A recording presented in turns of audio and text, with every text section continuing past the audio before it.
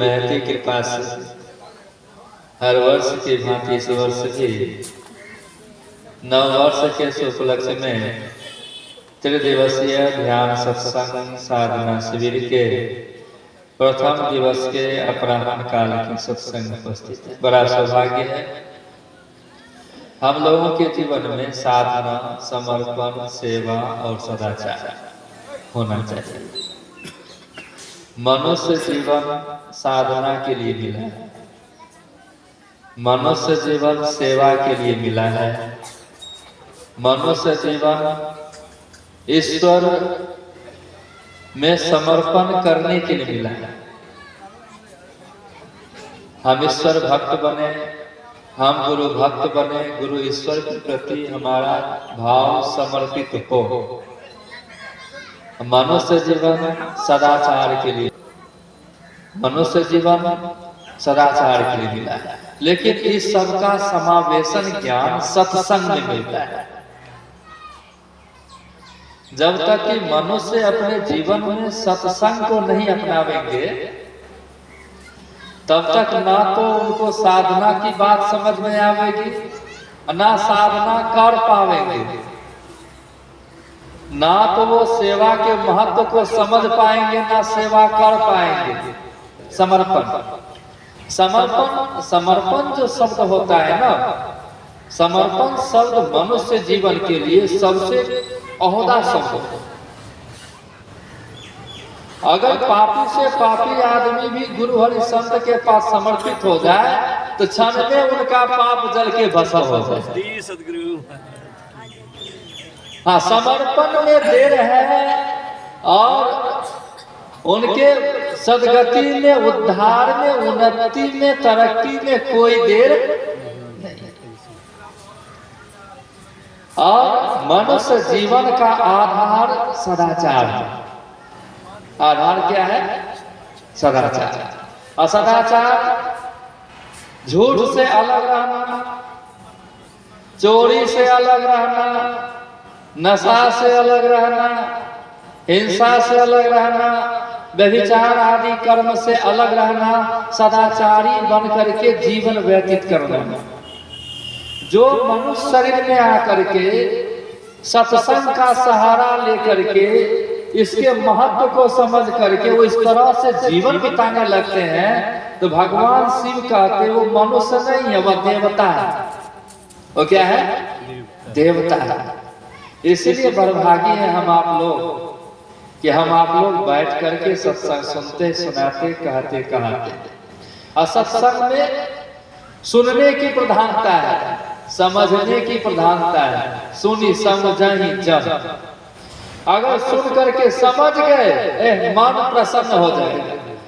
नहीं, जब मन प्रसन्न नहीं होता तो मुंह लटका होता है, और मन प्रसन्न होता है तो मुंह पसर जाता है। नहीं, बड़ा नहीं, उदास है तो मुंह छोटा है, नहीं, अगर हर्ष हो गया तो मुंह पसर गया, बड़ा हो गया,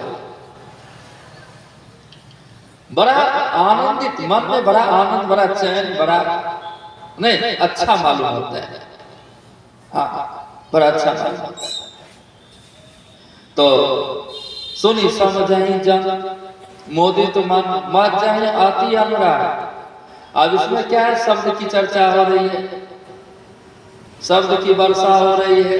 और जो इस शब्द की वर्षा में प्रेम के साथ स्नान कर लेंगे, शब्द को सुन समझ लेंगे, सत्संग में बैठे हैं तो जरूर। लेकिन अगर कहीं गुरु महाराज संत की कृपा से सत्संग में मन बैठा ली, सत्संग में बैठना आसान है लेकिन सत्संग को मन में बैठाना ये थोड़ा कठिन है।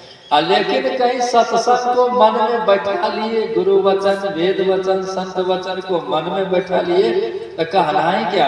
लहहि चारि फल अछत तनु। अछत तनु माना शरीर के रहते। ऐसा नहीं कि शरीर छूटने के बाद आप गंगा सागर चले जाइए, वहां के पंडित जी से पूछिए। आप बद्रीनाथ चले जाइए, वहां के पंडित जी से पूछिए। आप प्रयागराज चले जाइए, वहां के पंडित जी से पूछिए। आप संसार के जितने भी देव प्रधान तीर्थ हैं, भगवत भगवती प्रधान तीर्थ हैं, वहां जाके आप दर्शन कीजिए।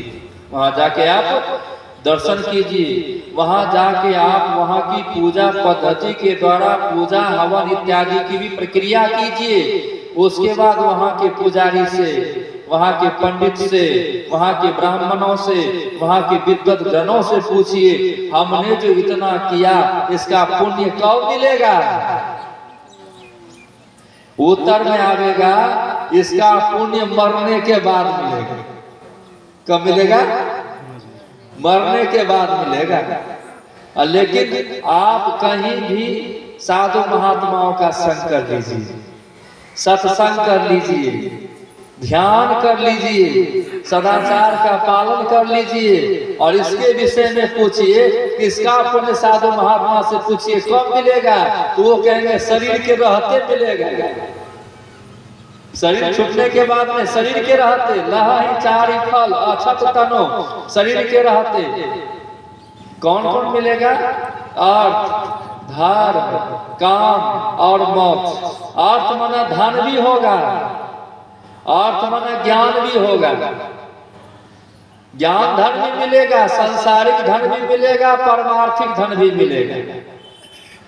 हम आप लोग कर्तव्य कर्म में दृढ़ हो जाएंगे। हम मनुष्य हैं, हमें क्या करना चाहिए? हम मनुष्य हैं, हमें कैसे रहना चाहिए? हम मनुष्य हैं, हमें क्या भोजन लेना चाहिए? हम मनुष्य हैं, हमें कौन सा जल पीना चाहिए? हम मनुष्य हैं, हम मनुष्य योनि में आए किस लिए? परमात्मा ने हमको मनुष्य शरीर दिया क्यों? इसका ज्ञान इसी सत्संग में, इसी सत्संग में। किसी अन्य जगह जाएंगे तो नहीं हो पाएगा। आप बैद्यनाथ धाम चले जाइए, एक बार भी वहां के पंडा पुजारी नहीं कहेंगे कि तुम मांस मछली क्यों खाता है, तुम दारी तारी क्यों पीता है, तुम गांजा भांग क्यों लेते हो, इससे तुम्हारा जीवन बर्बाद होते जा रहा है। एक तो बार टोकेगा। आप बद्रीनाथ चले जाइए, नहीं आदि जगह बहुत जगह चले जाइए, लेकिन आपको टोकने वाला नहीं है। लेकिन आप सत्संग के बीच में चले आइए, जहां वास्तविक में साधक साधु सत्संगी सदाचारियों का संग हो रहा है, वहां आपको इशारे में भी कह दिया जाएगा। अगर कहीं मुंह लगवा है तो 2-4-10 को बात भी बोल के सुना दिया जाएगा। नहीं, अगर अनजान है तो इशारे में कह देंगे। अगर कहीं साधु महात्मा से बढ़िया हेम है, ये बेकारे है, काहे दारू शराब पीते हैं, काहे गांजा भांग खाते हैं, काहे मांस मछली खाते हैं, मानवीय भोजन नहीं। आपका ये कर्तव्य नहीं है। एक शब्द में समझ लीजिए, आपका ये कर्तव्य नहीं है। आप अपने कर्तव्य में आइए, आप कर्तव्य निष्ठ बनिए। अब मनुष्य योनि में आकर के अगर कर्तव्य निष्ठ नहीं बन पाए तो क्या पशु योनि में जाकर कर्तव्य निष्ठ बनेंगे? पशु योनि तो अपने से कर्तव्य निष्ठ है। पशु जी करके सेवा कमाते, बाद मरने के भी काम आते, और तू तो मर करके मिट्टी बनेगा, काम आने के काबिल नहीं है। अरे जन्म हीरा जो तुमको मिला है वो गंवाने के काबिल नहीं है। तेरा हर श्वास है अनमोल मोती, वो लुटाने के काबिल। देखो देखो, थोड़ा देखो तो सही, विचारो तो सही। क्या देखो, ईश्वर की अद्भुत माया, तेरे खातिर है सब कुछ बनाया, ऐसे ईश्वर को तूने भुला दिया। नहीं भुलाना चाहिए, तो भुलाने के काबिल नहीं। अब भुला के क्या किया? तूने विषयों में जीवन गंवाया। तूने क्या किया? विषयों में जीवन गंवा दिया। तूने विषयों में जीवन गंवाया। कभी तुम कर्तव्य निष्ठ होने की कल्पना नहीं की। भोग विलासिता में अपने जीवन को लगा दिया। तन से, मन से, धन से, सब तरह से तुम दरिद्र हो गया। तेरे विषयों में जीवन गंवाया, नाम अमृत जिभ्या पर न लाया तो मर करके माटी बनेगा। या तेरे मर करके क्या हाल होगा तो बताने के काबिल नहीं। तुम जो मरेगा, मरने के बाद क्या होगा तुम्हारा, अगर बता दो तो तुम झगड़ा कर देगा तो नहीं है, बताने में फायदा है क्या? ये ना होगा, नहीं है बताने में फायदा है, तो बताने के काबिल नहीं है। इसीलिए कम से कम ऐसा कर्म करो कि कोई साधु संत तुम्हारे जीवन को बता सके। कर्तव्य कर्म में निष्ठ होना, उसके बाद काम, तुम्हारी सब मनोकामनाएं पूर्ण होगी। इसमें तुम्हारे साथ साथ सबका भला हो, वही पूर्ण होगा। और जिसमें खाली अपना भला हो, दुनिया का बुरा हो, तो वो होने वाला नहीं है। सोचिएगा 1 किलो बर्फी, आधा किलो मिठाई, 1 दर्जन केला चढ़ा करके इधर उधर किसी को करा दे, सो होने वाला नहीं है। नहीं, और उसके बाद अंततः आपकी मुक्ति बन जाएगी। शरीर रहते ये सब कुछ की प्राप्ति होगी, शरीर छूटने के बाद भरोसा भी नहीं करना चाहिए, हमारा ऐसा होगा। कहाँ? तो साधु समाज, साधुओं के समाज में।